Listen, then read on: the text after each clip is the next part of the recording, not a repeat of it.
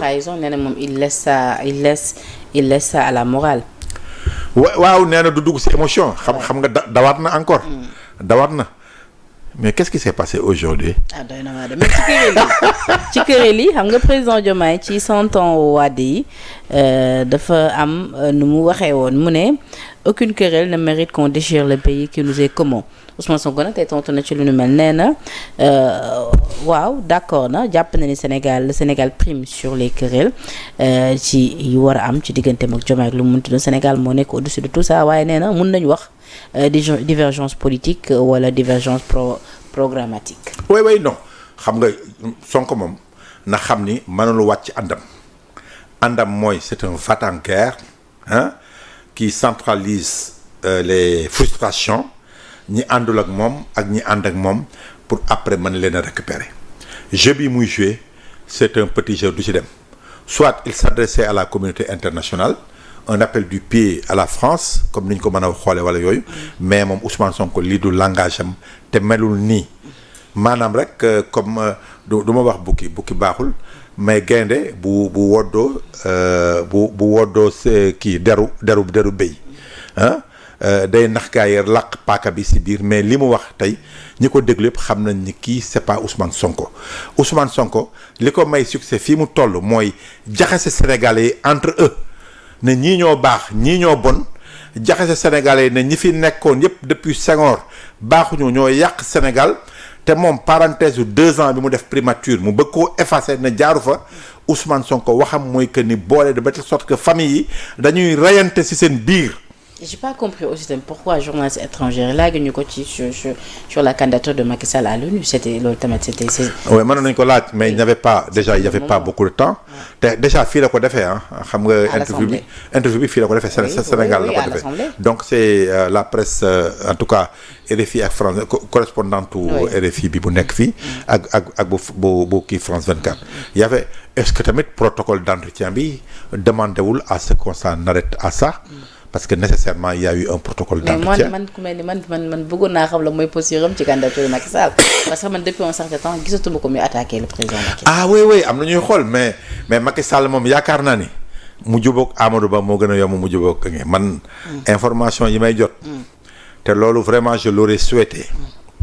qu'il se développe un autre pôle au niveau de l'opposition parce que déjà ñaari pôle am na pôlu Diomaye.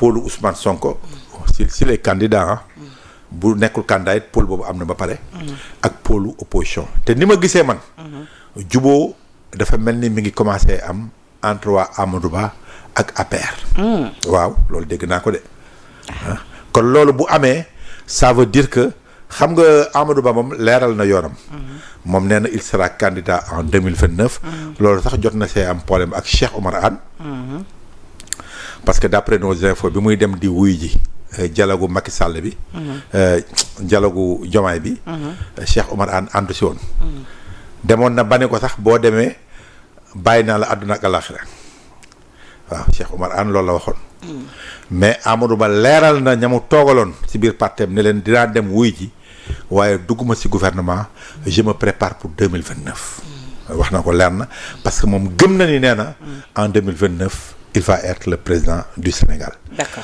Entre-temps reconnaître na la candidature de Macky Sall noonu jàppale ko d'après mes informations ñi ngi wax seen biir te ñoom bu ñu waxee moom ça veut dire que Ousmane Sonko xalaatuma mu am chance entre Amadou Ba ak Macky Sall APR ànd. quand il va se développer une troisième voie un troisième pôle boo xam ni. mais ndax xel mën na nangu ko actuellement nii Ousmane Sonko nekk en pourparlers ak Macky Sall loolu xel mën na ko nangu. politique daal yow. Penda moom am na sama benn xarit bu ma ko wax il y a 3 mois ne ma Babacar bu mu la bett Papis que je salue au passage bu mu la bett que Ousmane Sonko ak Macky ànd. waaye non parce que xam nga président Diomaye dafa am benn erreur bu mu def dafa tijji brèche boo xam ne ni opposant bu nekk mën na cee dugg. brèche bi mooy ceux qui lui ont conseillé mu bañ a jàppale la candidature de Macky Sall pour man c'est l'erreur du siècle parce que boobu mi ngi nekk ci calculer waa PASTEF pour bañ a def lu metti PASTEF peut-être qu'il était dans un combat pour récupérer PASTEF Pastef léegi wan nañ ko ni ñoom en tout cas le Pastef bi nekk nii tel qu'on le connaît Ousmane Sonko la ñu àndal te seen vision beneen vision la yow président de la République nga am nga pour yaatal kon je crois que dès lors que Macky Sall xam nga yow jiiñuloo Macky Sall nit dafa rey nit yow da nga ni Macky Sall yëgalu la candidature am loolu la Mimi waxaat barki dem kon ça veut dire que li ngeen koy reprocher du quelqu'un boo xam ne dafa sacrifier ay doomu aadama te loolu ñemee woo ko wax même Ousmane Sonko ñemewul wax loolu waa France 24 RFI posé nañ ko la question ne ko est-ce que yow du yow da ngay assumer que ni xale bi dee université yow la mu ne non man j'ai donné des ordres ñi ëppal si ordre yooyu ñoom la engagé. mais enquête yi tamit ñu ngi koy xaar ba tey. waaw mais bon je veux dire est-ce que kon yow war nga am na droit daal ne Macky Sall moom moo rey xale yi dee. 80 personnes yi dee nee nga Macky Sall moo leen rey. est-ce que Macky Sall moo demoon université. kon Macky Sall même bu fekkee moo joxe ordre pour ñu faire revenir le droit en tout cas le truc ci Sénégal. avec les forces de sécurité. mënuñu ne moo rey parce que yow nee nga reyoo étudiant bi. te dégg nga ñëpp wax nga ni yow yaa ne nañ dem attaquer université. kon je crois que li ci mën a am mooy que ni Macky Sall dès lors que ji ñëw leen ko loolu. kon ngeen dindi loi d'amnistie bi defoo leen ko. kon ça veut dire que rien n'empêchait à Diomaye le président Diomaye de soutenir la candidature de Macky Sall. te pour man loolu erreur la boo xam ne topp na ko. dont les conséquences politiques mooy heure bii.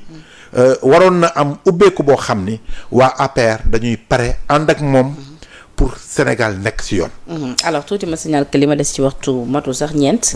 léegi cib tënk sa jàngat ci nu mu gën a yaatoo ci l'affaire Azer sortie bi ci Jean-Michel def ci Omar Sansal kii tey dem na déposer ji li nga xamante dem na bokk wuy ci section de recherche yóbbaale éléments yu yees yi nga xamante ni am na ko mu jógee ci li nga xamante ni moom moo di justice espagnole. waaw extrêmement grave man je crois que déglu naa leen.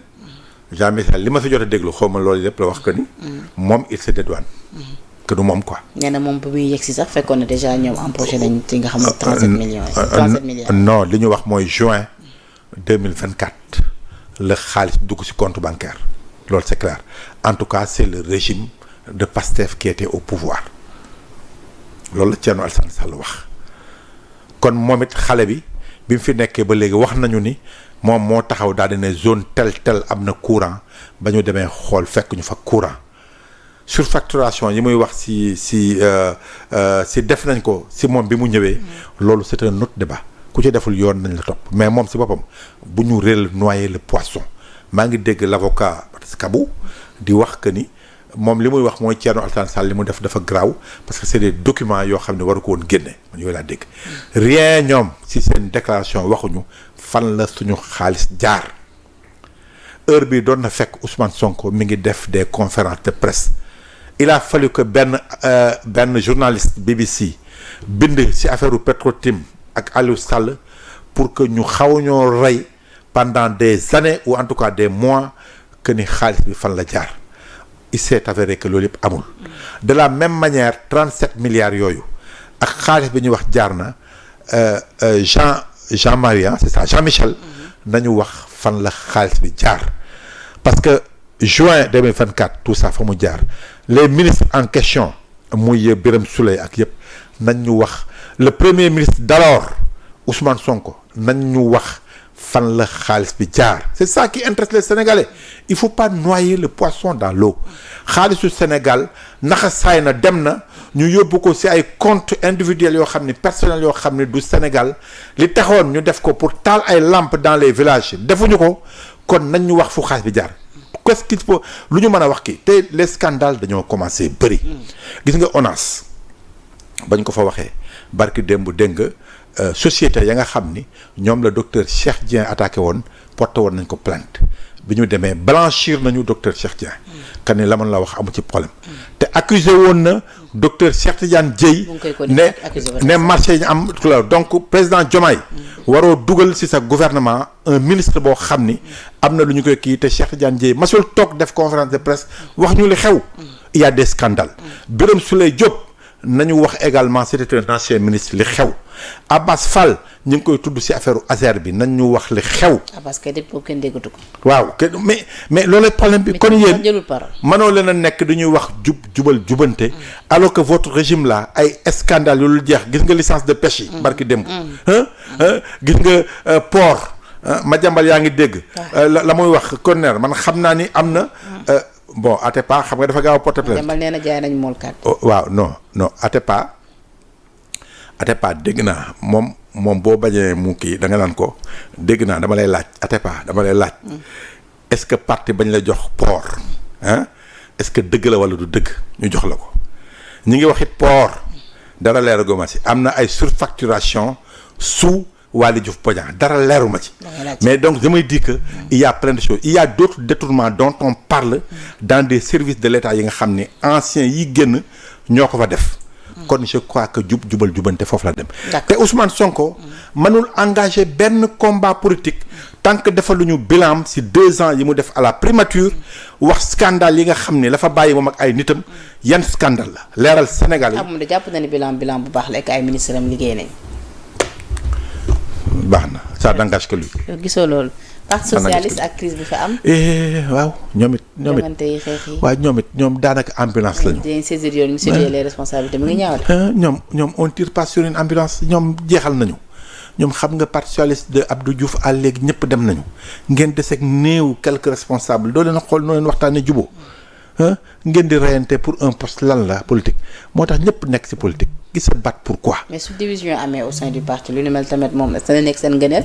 waaw non xëccoo bi tout récemment ci jongante yi am yëpp amuñu dara waaye poste ba la ñu jël loolu après yow ku nekk kii bi mooy yow yaay négocier gis nga mi ngi mel ni AFP rek Mbaye Dione léegi il va dire que am naa parti mais xam nga sagaru parti la AFP Aminata Mbengue Ndiaye ndeysaan mi ngi yore PS mais Serigne Mbaye Thiam dafa bëgg la mu yore xam kon ñoom daal affaire u xëccoo poste la pour après peut-être marchander je sais pas ou autre chose mais loo ci mën a dégg mooy que ni mënoo yore un petit parti politique qui est devenu vraiment malgré l'histoire du parti socialiste nga bëgg a nekk fii di reyante pour ay poste congrès bi nag wax nañ ko def mais ñi bëgg a remplacer Aminata Mbengue Ndiaye